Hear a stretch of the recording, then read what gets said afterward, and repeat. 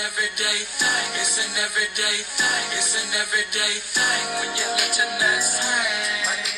And now we headed to what we call driving for dollars. See, this is where I'm gonna get my grind on in my videos, because I'm gonna show y'all my life, but then again, I'm gonna show y'all I actually do be out here working and shit and hustling. So all right, we out here on the west side of Oklahoma City. We really near the hood, and I think, you know what I'm saying, it's an older neighborhood, and I think this would be a nice place to, like, you know, look for houses that pretty much in distress, you know, distressed properties. All right, so, but you can never know, man, because people be living in these mugs. And they got a tin roof. It's gonna last forever, but it looks ugly as hell. And whoever has to replace it is gonna be pissed. Oh, look at this house. It look like they are working on it. What's the address? All right, that's one. We gotta get like 25. You know what I'm saying? So, all right, bro. So while we doing this, man, I guess I figured I'd tell y'all a prison story, man. And you know, this is a pretty serious one. It's a deep one, because I told you where I was when I was locked up. I was locked up in, you know, a violent pod, and you know, pretty much, you know, your cellie could be anybody, you know what I'm saying, from a regular drug dealer who beat on his wife to a goddamn murderer, you know what I mean? So it's just all type of shit. You never know. So this this person that was in my cell, man, this person that was in my cell, man, his name was Blake. I know his full name, but I'm not gonna give it out on here. But people who know, and people who don't, well, it don't matter. All right, dude's name was Blake. And Blake, man, he was in there for murder.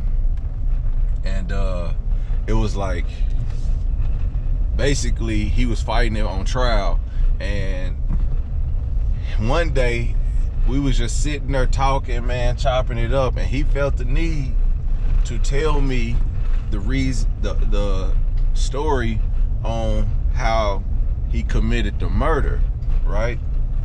And I was just like, at first I was gonna tell him to shut the fuck up, but then it was just shit. At that point in my life, I was like, nigga, that's some good shit right here.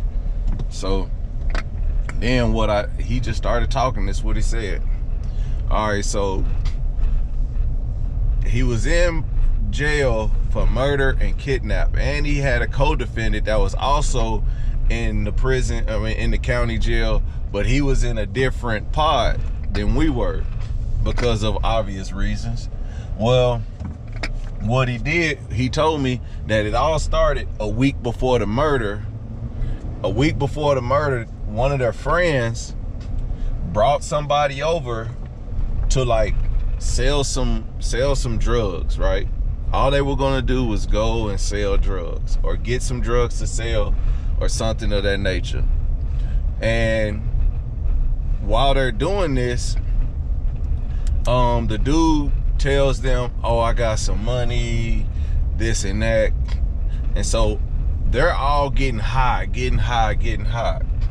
And then they getting so high, now they starting to plot on this kid. See, now a few days has gone by, you know, that they were riding around getting high. And then they decided that, like, let's just rob him. So they proceeded to kick his ass and commit to robbing him, right? I guess they wanted some more, so they wanted to go to his house. So this is where the kidnapping and stuff comes in. So they take him to his house. I guess people was there. They couldn't get nothing. And then, so they just went back to the house. Well, obviously they was all still getting high. So the guy was getting high with them. You know, they said he had opportunities where he could have got away, but he decided, like, he didn't even leave. He didn't even try to leave. So what happened was, they had So dude wouldn't try to get away. They didn't beat him up and everything, you know what I'm saying?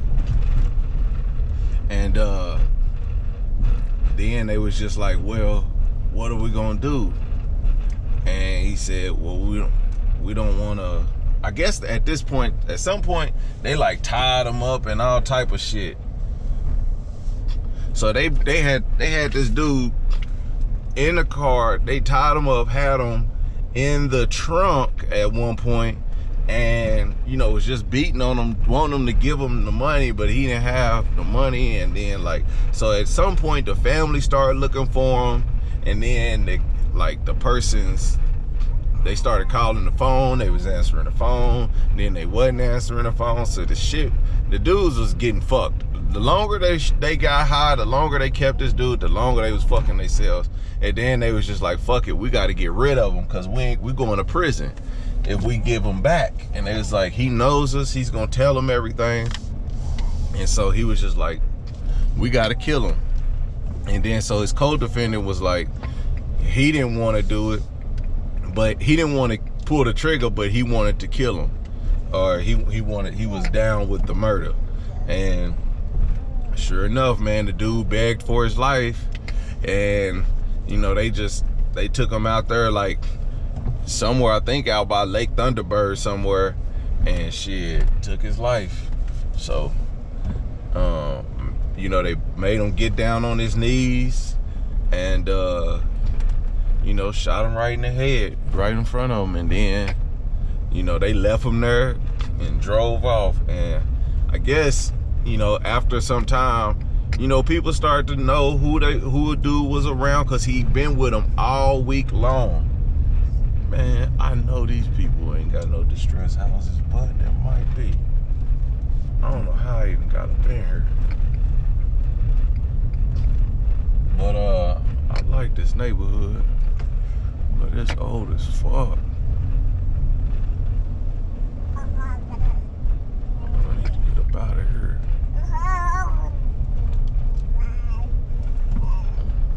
That's right, baby. But yeah, man, so then after he told me all that shit, you know, I was cool. I didn't say shit. It ain't my fucking deal. But he told me the whole story. And you know, it's shit like that when you in prison, them motherfuckers go straight until they so they can get out of there. You know, but man, I ain't about that life, man. I wasn't even worried about it, man. That man gonna get his day in court. They didn't need me. You know what I'm saying? They had all the evidence they needed. So, you know, it is what it is. Yeah, so driving for dollars is boring as hell.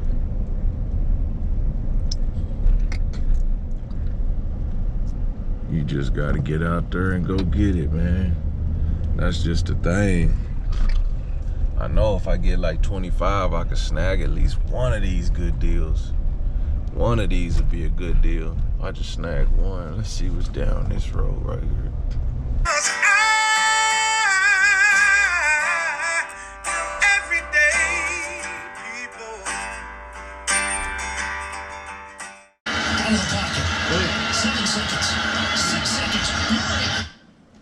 What it do, everyday people, man? It's your boy PJ. Man, are you in the middle of the game and your wife is nagging you about that property you still ain't sold? Give me a call at 405-759-0038 and let me get rid of that property for you. No hassle. Get rid of it cash up front. Give me a call, 405-759-0038, and let me get that property sold for you so you can get back to the game.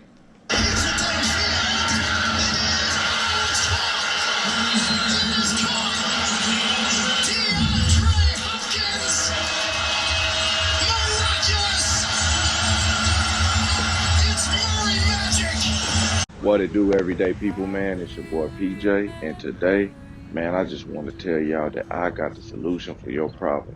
Maybe the grandmother's about to pass, and Uncle Kenneth, man, is a crackhead, and you don't want him to sell the house and smoke up all the profits before you get to split it with the family. You know what? Give me a call if you got a home that is good, bad, ugly, indifferent, raggedy, broke down, garage don't work. dishwasher don't work, anything don't work, paint don't work. If you don't work and you need to get rid of this house, how about you give me a call at 405-759-0038.